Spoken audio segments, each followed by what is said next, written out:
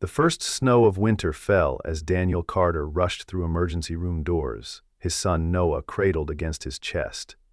Blood from the 5-year-old's forehead wound stained Daniel's worn jacket. His eyes held panic, deeper than the moment. They carried the weight of a man drowning in responsibility with no one to throw him a line.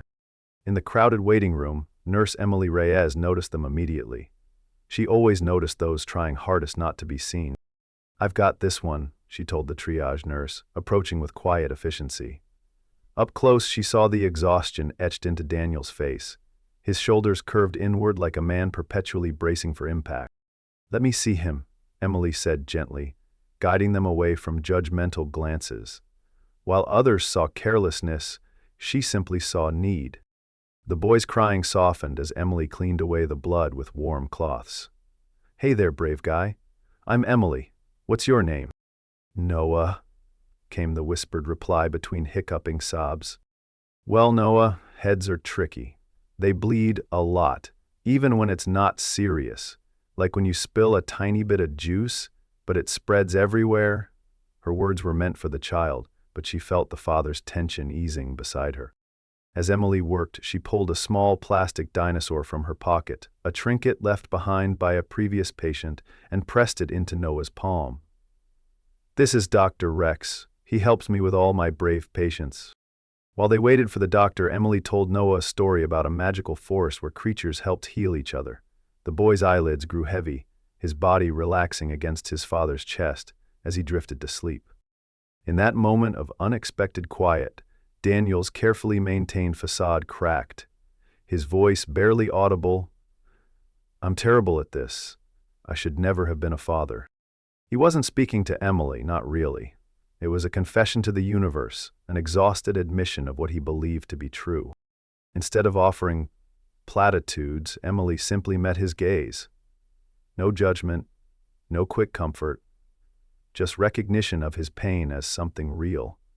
She gently draped a blanket over Noah and handed Daniel a coffee. "The doctor will be here soon," she said.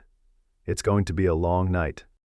Something in her quiet acceptance reached a part of Daniel that cheerful encouragement never could. For the first time in years, he didn't feel alone in his struggling.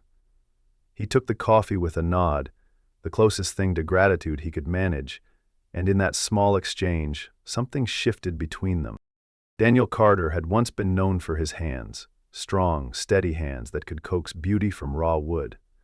Before life had taken a chainsaw to his heart, he'd owned a small woodworking business, crafting custom furniture that people saved for months to afford. Now those hands built other people's visions, hammering nails into cookie-cutter houses during the day and stocking shelves at the local grocery store 3 nights a week. His home told the story of a life interrupted.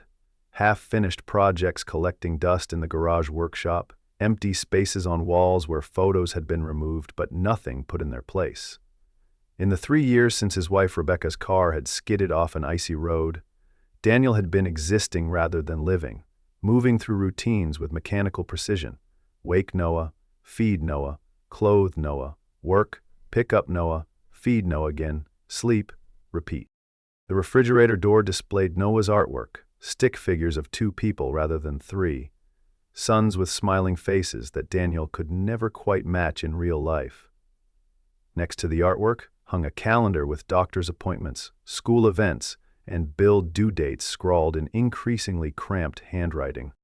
Emily Reyes moved through life with a different kind of invisibility. As a night shift pediatric nurse, she existed in the hours others didn't see, caring for children when their parents couldn't be there. Her small, 1-bedroom apartment served as little more than a place to sleep between shifts, though she'd tried to make it homey with plants that required minimal attention and books she rarely had time to read. At 33, Emily had spent more of her life caring for others than being cared for herself. Her mother's early death had thrust her into the role of her father's caretaker when she was just 12, managing his medication schedule and eventually his hospice care through her early 20s. Where other young adults had experienced freedom, Emily had learned to change bed sheets with someone still in them, and to catch 4 hours of sleep without ever fully losing consciousness. Her colleagues admired her endless patience, But they didn't see the evenings she spent alone, too drained to maintain friendships, but too restless to truly rest. They didn't know about James, the boyfriend who had leaned heavily on her through 2 years of cancer treatment, only to decide 6 months after his remission that he needed space to rediscover himself. Space that apparently couldn't include the woman who had emptied his surgical drains and tracked his medication. Their paths continued to cross in the sterile fluorescence of medical settings. Noah's ear infection 1 month, a required vaccination the next, a sprained wrist from a playground fall. Each time Emily would recognize them, offering Noah stickers that actually interested him rather than the generic ones, remembering which arm he preferred for shots, making small notes in his file about his dinosaur obsession or fear of loud noises. For Daniel, these interactions carried a strange comfort. Unlike the pitying looks from friends or the awkward conversations with Noah's teachers, Emily treated them with a matter-of-fact kindness that demanded nothing. She never asked how he was really doing or suggested he get back out there. She simply existed in their orbit periodically, a fixed point of competence in his unraveling world. On a particularly exhausting Tuesday, after Noah had been up all night with a fever that finally broke at dawn, Daniel found himself at the hospital pharmacy, squinting at medication instructions that blurred before his overtired eyes. First dose with food, then every 8 hours, but not more than 3 times in 24 hours, he muttered, trying to calculate what that meant for Noah's irregular eating schedule. Emily, finishing her shift, spotted them by the pharmacy counter. Without ceremony, she took the bottle, pulled a marker from her pocket, and wrote simplified instructions directly on the label. Breakfast, dinner, bedtime, no more. Skip the middle one tomorrow. She demonstrated the dosage with the plastic syringe, her movements precise. First time I gave medicine to my little cousin, I spilled half of it on his favorite pajamas. Complete disaster. He still brings it up at family gatherings. The small admission of imperfection, so at odds with her professional capability, made something in Daniel's chest loosen imperceptibly. For the first time in their brief encounters, he offered a genuine response rather than just a nod. Noah once projectile vomited his medicine across the kitchen. Hit the wall clock. It still smells funny when it gets hot. The shared moment was brief, just a few seconds of normal human connection. But as they left the hospital, Daniel realized Noah was clutching his dinosaur from Dr. Rex's family, and his own steps felt slightly less leaden than before. As winter deepened, bringing shorter days and longer nights, the delicate orbit of their separate lives began to shift. When Noah developed a respiratory infection that left him too sick for school but not sick enough for hospitalization, Daniel faced the impossible mathematics of parenthood. 1 sick child, 0 available sick days, and a construction job that wouldn't wait. After exhausting his non-existent support system, acquaintances rather than friends, neighbors who were polite but distant, Daniel found himself making desperate calls from the hospital waiting room during Noah's follow-up appointment. Each conversation ended the same way. Sympathy without solution. Emily, passing by with a stack of charts, couldn't help overhearing his increasingly frustrated tone. She hesitated, then approached, as he ended another fruitless call. Everything okay? Daniel looked up, embarrassment coloring his exhaustion. Noah's still running a fever, can't go back to school till he's clear for 24 hours, but I'm out of sick days, and if I miss this job... He didn't finish the sentence. He didn't need to. They both understood the precarious balance of working parenthood, how one missed day could cascade into financial disaster. I'm off tonight, Emily said, the word surprising her almost as much as him. I could watch him, if that would help. Daniel's immediate instinct was refusal, sharp and automatic. I can't ask you to do that. You didn't ask. I offered. Her voice remained practical, professional. This wasn't charity, it was one human recognizing another's need. It's just a few hours. That first evening established a pattern that neither of them acknowledged directly. When Daniel needed to work an extra shift, or when Noah was too sick for his regular after-school program, Emily would step in. She always arrived with a book for Noah, sometimes ingredients for dinner, always with the same matter-of-fact kindness that demanded nothing in return. Daniel tried to pay her once, awkwardly extending cash that represented hours he couldn't afford to lose. Emily looked at the money as if it were a strange artifact from another culture. "Put that away," she said, not unkindly. "This isn't a transaction." But it was, in ways neither of them fully understood yet. With each evening Emily spent in their home, the walls that Daniel had carefully constructed began to develop hairline fractures. He would return to find Noah bathed and sleeping, lunches packed for the next day, dishes that had been piling up mysteriously clean and put away. The help was practical, but the message behind it reached deeper. You are not alone in this. For Emily, these evenings offered a glimpse into a life adjacent to her own. Not perfect, certainly not easy, but somehow more complete than her existence of work and empty apartment. She taught Noah to sound out difficult words in his reading books, listened to his elaborate dinosaur stories, and found herself looking forward to his gap-toothed smile when she arrived. What began as emergency assistance evolved into something like routine. Emily would arrive with groceries, waving away Daniel's protests. "I was shopping anyway. The apples were on sale." She would help Noah with homework while starting dinner, moving around their kitchen with growing familiarity. Daniel both welcomed and resented these intrusions into their carefully maintained survival mode. He found himself straightening up before she arrived, embarrassed by evidence of their bachelor existence. He noticed Noah asking for Miss Emily's spaghetti, rather than the frozen meals that had become their staple. One Thursday evening, Daniel returned home earlier than expected. The construction site had shut down due to equipment failure, sending workers home with half a day's pay and twice the frustration. He opened his front door to the unexpected sound of laughter. In the living room, Emily and Noah sat cross-legged on the floor, surrounded by photo albums that Daniel had stored away in the hall closet. His son was pointing at pictures of a younger, happier version of Daniel alongside a smiling blonde woman, Rebecca, in the summer before Noah was born. "That's my mom," Noah was explaining, with the solemn expertise of a child discussing something they know only through stories. "She liked sunflowers and singing really loud in the car." Daniel froze in the doorway, a complicated wave of emotions washing over him. Betrayal at the invasion of privacy, anger at the casual excavation of his grief, and beneath it all, a terrible gratitude that someone was helping Noah remember the mother he'd barely known. Emily looked up, immediately reading his expression. "Noah found the album when we were looking for his library book," she explained quietly. "He wanted to show me." That night, after Noah was asleep and Emily had gathered her things to leave, Daniel finally addressed what had been building between them. "You've done too much for us," he said, the words coming out more accusation than gratitude. Emily paused by the door. "I don't keep score." "Well, maybe you should." Daniel's voice held an edge he rarely allowed himself. "Noah's getting attached. He asks about you when you're not here. He started drawing you in his family pictures." The unspoken fear hung between them. Noah had already lost one important woman in his life. Daniel couldn't bear to watch him lose another. Emily's expression remained calm, though something flickered behind her eyes. "I'm not trying to replace anyone, Daniel." "Then what are you trying to do? Because normal people don't just insert themselves into strangers' lives like this." The moment the words left his mouth, he regretted them. Emily didn't flinch, but her posture straightened almost imperceptibly.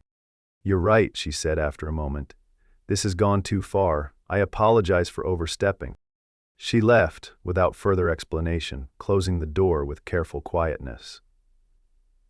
Daniel stood in the sudden silence of his living room, victory and loss tangled so thoroughly he couldn't separate them. The kitchen still smelled faintly of the chicken soup she'd made. Noah's homework sat completed on the table. His handwriting improved under Emily's patient guidance. In the bathroom, Daniel found the towels neatly folded rather than stuffed haphazardly onto the rack. Each small detail felt like an indictment of his outburst. Emily threw herself into work with renewed intensity. Double shifts, extra patience, volunteering for the most difficult cases. Her colleagues noticed the shadows deepening under her eyes, but knew better than to comment directly. Instead, they left protein bars in her lacquer, covered her for quick breaks she rarely took, exchanged worried glances when she wasn't looking. At home, her apartment felt emptier than before. She cleaned obsessively, then left dishes in the sink for days. She changed her route to avoid passing the playground where she'd once pushed Noah on the swings. When her sister called, Emily let it go to voicemail, then spent an hour composing a text that revealed nothing. 3 weeks after their confrontation, Noah developed a rash that spread across his chest and arms, angry red welts that prompted Daniel to bring him to the emergency room despite the late hour. He hesitated at the entrance, hoping Emily wouldn't be on duty. She was. Their eyes met across the waiting room, and for a moment, neither moved. Then Emily's training took over, and she approached with clipboard in hand, her focus entirely on Noah. "Let's get you into a room and take a look at that rash," she said, her voice professional but gentle. She addressed Daniel only when necessary, explaining the likely allergic reaction, writing out instructions for the prescription with careful precision. As she turned to leave, Daniel noticed the slight tremor in her hands, the way she leaned almost imperceptibly against the doorframe for support. "Emily," he said, the first time he'd spoken her name aloud. "Are you okay?" She paused without turning. "I'm fine, just tired. It's been a long shift."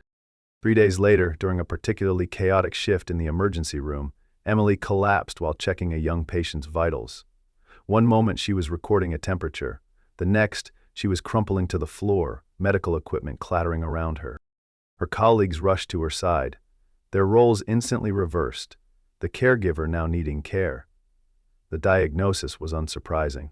Extreme exhaustion, dehydration, low blood sugar. Her body had finally surrendered to the demands she'd been placing on it for too long.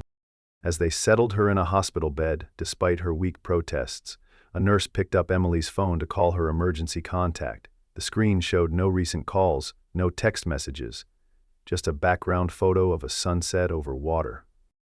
"Who should we call for you?" the nurse asked gently. Emily closed her eyes briefly. "There's no one." The nurse frowned, scrolling through Emily's recent calls anyway. One name appeared multiple times from several weeks earlier. Daniel Carter. "What about this person? Danielle." Emily started to object, but exhaustion won. She nodded once, then turned her face toward the wall.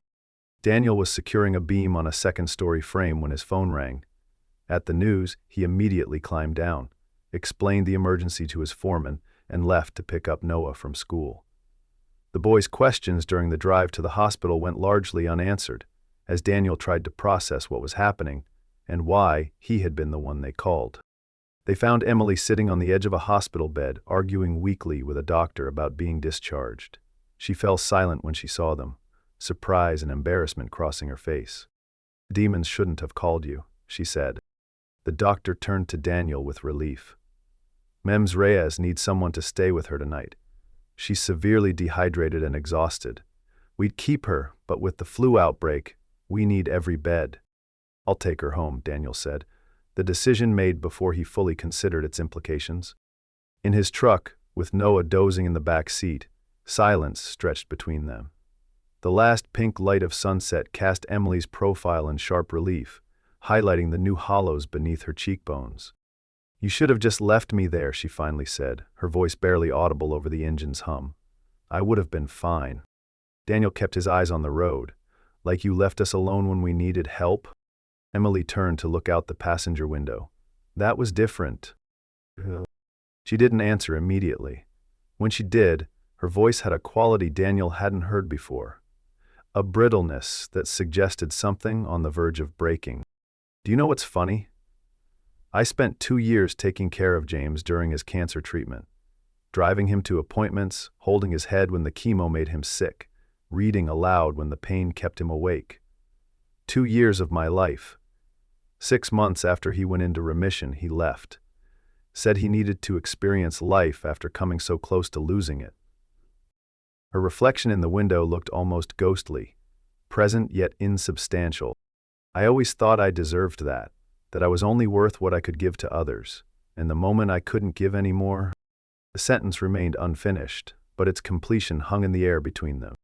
"Do you know what it's like," she continued after a moment, "to always be the one holding everyone else up? To be the strong one, the reliable one? I'm so tired, Daniel. I can't be shade for others when I'm withering in the sun myself.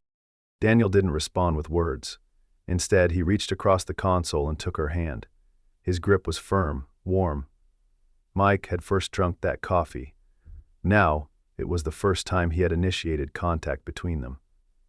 It was the first time he had initiated contact between them, and the significance wasn't lost on either of them. Emily's apartment revealed more about her than she had ever voluntarily shared. The space was neat but impersonal. Few photographs, minimal decorations, nothing that couldn't be packed quickly if needed. The refrigerator held condiments and a single yogurt. The medicine cabinet contained supplies that could stock a small clinic, but nothing indulgent for herself. When he brought her tea, Emily was sitting at her small dining table, looking too small in her oversized sweater. "Why did you keep helping us?" Daniel asked. "After everything." "After everything you've done for us?" Jeff asked. Emily cradled the mug between her palms, absorbing its warmth. "Because when I'm with Noah, with both of you, I feel like more than just what I can do for people. I feel seen." "I never asked about you," he admitted. "Not once. I just took what you offered." "Most people do," she said without bitterness, just stating a fact, worn smooth by repetition. That night, Daniel made a decision that contradicted every defensive instinct he'd honed since Rebecca's death. Instead of retreating, he stayed. He helped Emily to bed, then made a makeshift bed on her floor for himself and Noah. Before leaving her room, he paused in the doorway. "I see you, Emily, not just what you can do. You." After her collapse, Emily took a mandatory week off work. She politely but firmly declined Daniel's awkward attempts to help, insisting she needed time alone. "I need to figure out who I am when I'm not taking care of everyone else," she explained when he called to check on her. Daniel respected her boundaries but found himself struggling in her absence. Noah asked about her constantly, his 5-year-old mind unable to understand the complex adult dynamics at play. "Doesn't Miss Emily like us anymore?" he asked one evening, pushing dinosaur-shaped pasta around his plate without eating. Daniel looked at his son, then at their kitchen table, functional but lacking the warmth it had known in recent months. "It's not about liking us, buddy," he said carefully. "Sometimes people need to take care of themselves first." The words hit Daniel with unexpected force as he realized that's exactly what he'd never allowed Emily to do. Or himself, for that matter. Since Rebecca's death, he'd been surviving, not healing, moving forward without ever processing what was behind him. That night, after Noah was asleep, Daniel found himself in his garage workshop for the first time in months. Dust had collected on the tools that had once been extensions of his hands. His eyes fell on a piece he'd started after Rebecca died, a small forest scene carved into cedar. He'd abandoned it when the detail work felt too demanding for his grief-numbed fingers. Now he picked it up, turning it in the light, seeing not just what he'd begun, but what it could become. The next day, he helped Noah create a get-well card for Emily.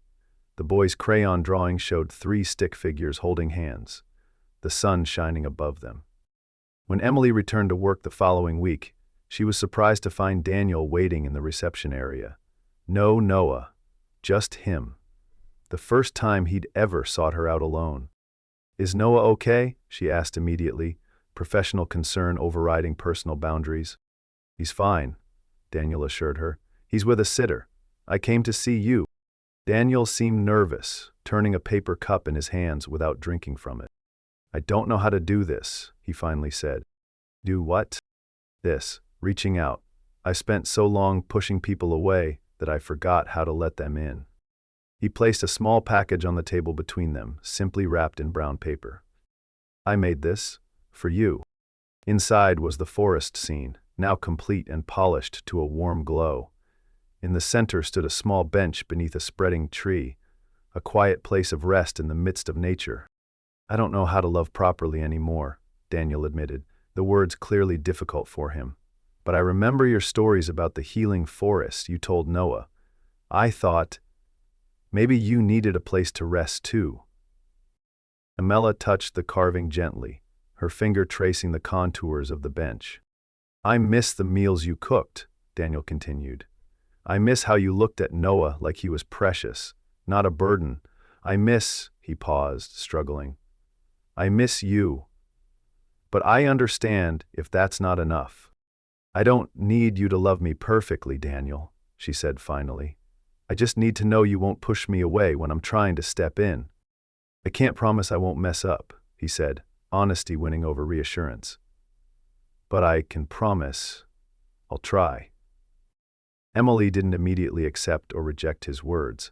Instead, she offered a middle path. Let's start smaller. Dinner. This weekend. Just the three of us.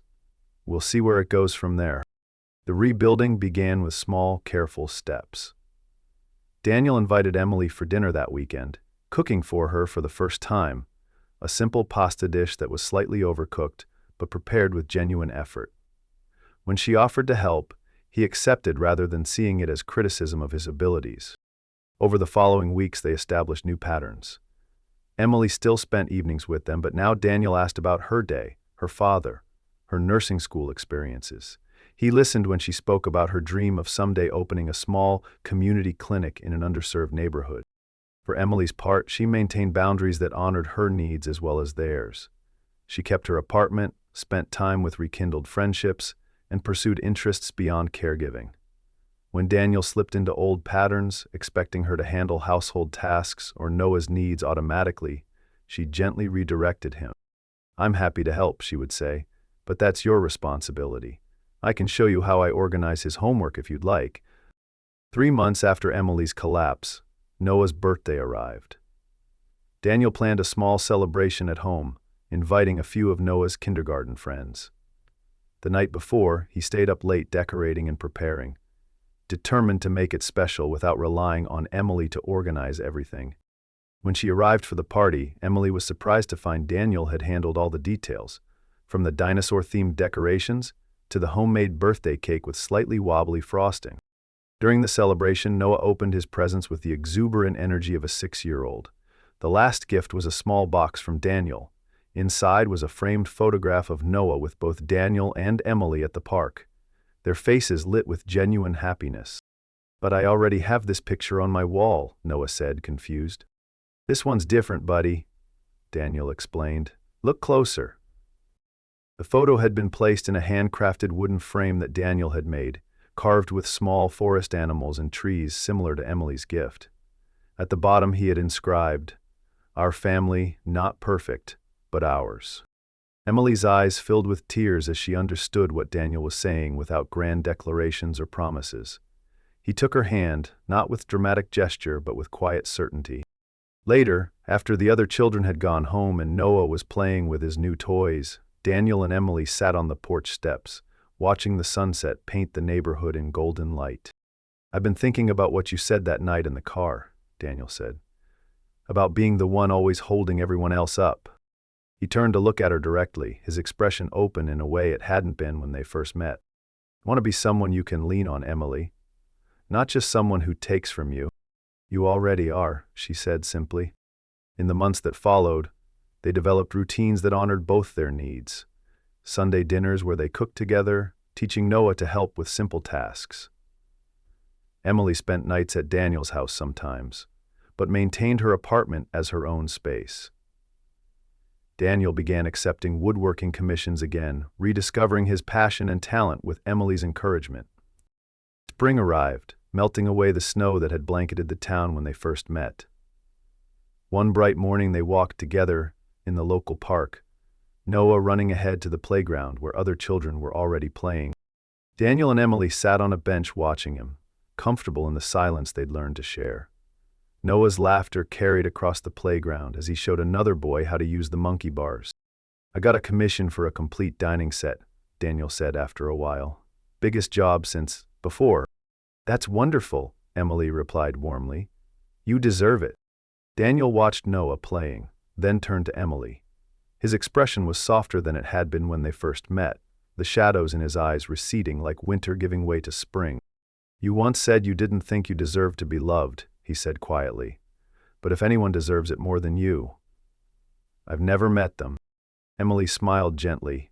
No tears needed, no grand promises required.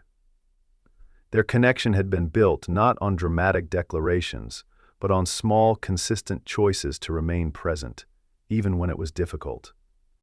Noah's teacher asked if I was coming to the mother-son event next month, she said, after a moment. A beat of silence passed between them, as they both acknowledged what this meant. What did you tell her? Daniel asked. That I'd be there, Emily replied, if that's okay with you both. Daniel's hand found hers naturally, their fingers intertwining. More than okay. Noah ran back to them then, breathless with excitement about something he'd found. A small bird's nest fallen from a tree, empty but perfectly formed. Can we keep it, for our house? He asked, the emphasis on "our" not lost on either adult. Emily looked to Daniel, allowing him to answer. I think it would be perfect on that shelf in the living room, he said, the one Emily just put up. The three of them examined the nest together, imperfect, constructed of disparate materials, yet strong enough to have nurtured life. Like the family they were becoming, formed from broken pieces and unexpected connections, but sturdy enough to shelter them all. As they walked home together, no dramatic declarations were needed, just this quiet certainty. What they had built together might be unconventional, shaped by loss and healing rather than traditional beginnings, but it was enough.